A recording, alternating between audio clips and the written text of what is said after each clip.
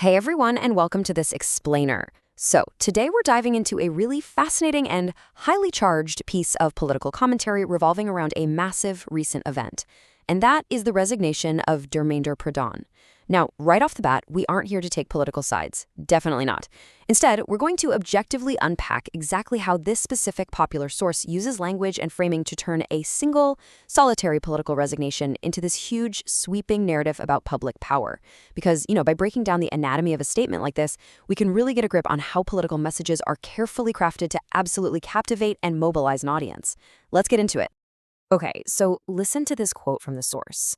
"The world bows down, you just need someone to make it bow." Wow, right? What's so fascinating here is how the creator drops this phrase as the ultimate hook. It literally sets the emotional tone for the entire piece of commentary right out of the gate. The source isn't just giving us a dry, boring news update. No way. They're establishing this central, incredibly powerful theme of intense public pressure and dominance. It's a classic, highly effective rhetorical device, and it's designed to make the audience immediately feel powerful, totally instrumental, and honestly victorious, long before the actual facts are even fully laid out. But of course, to truly understand all this passionate commentary, we first have to isolate the actual catalyst, the real-world event, and that is Dharmendra Pradhan has resigned. That's the baseline, undeniable fact driving this entire source material. The creator basically takes this singular, factual event and uses it as their foundational anchor. By stating, "Finally, friends, Dharmendra Pradhan has resigned," the speaker grounds all of their fiery rhetoric in an objective reality. This ensures that you, the viewer, know exactly what specific event sparked this massive, sweeping declaration of victory. So that begs the question, who actually won here, at least according to this commentary? Well, the source specifically frames this resignation as a massive, absolute victory for three very distinct groups. First, the public of the country. Second, the youth. And third, and honestly, this brilliantly illustrates the creator's use of targeted humor, the supporters of the so-called cockroach JANTAR party. Right? By using this really satirical naming convention right alongside broad, unifying groups like the youth, the commentator isn't just analyzing the news. Actually, scratch that. They are actively entertaining their specific audience. They're building this very clear us versus them dynamic and really fostering a deep sense of community among folks who feel like they've just achieved a monumental triumph. And that sense of victory, it just builds and builds into a really stark contrast. The creator essentially asserts a massive, sudden paradigm shift in society. They juxtapose this supposed past reality, one characterized by unchecked corruption and attempts at injustice, straight up against a brand new reality. And what is that current reality? It's a wide-awake public that absolutely will not sit quietly anymore. The commentary is basically claiming that this single resignation marks the exact moment the public woke up.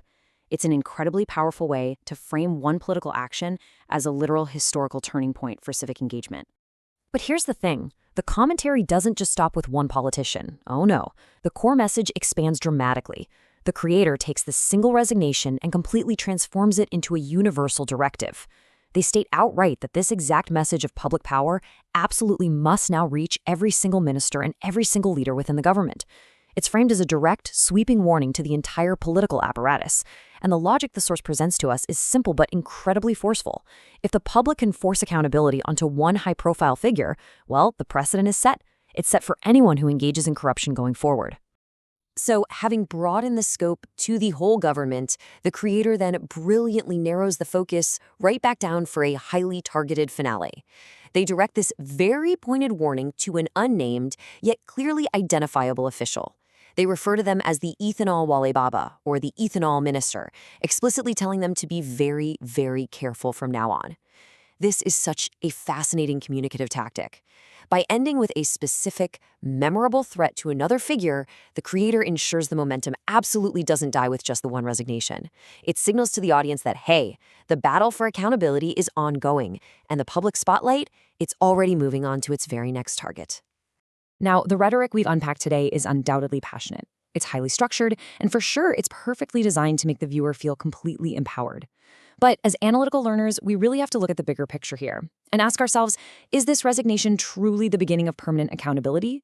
Like, does this kind of intense public discourse and social media pressure actually result in a long-lasting systemic shift in how governments function? Or is it merely a fleeting moment of digital triumph? It's absolutely a critical question to take away from this explainer today, and it's one that you should definitely keep in mind the very next time you see a political event framed as a definitive victory. Thank you so much for diving into this analysis with me, and remember to always keep questioning how the information around you is constructed.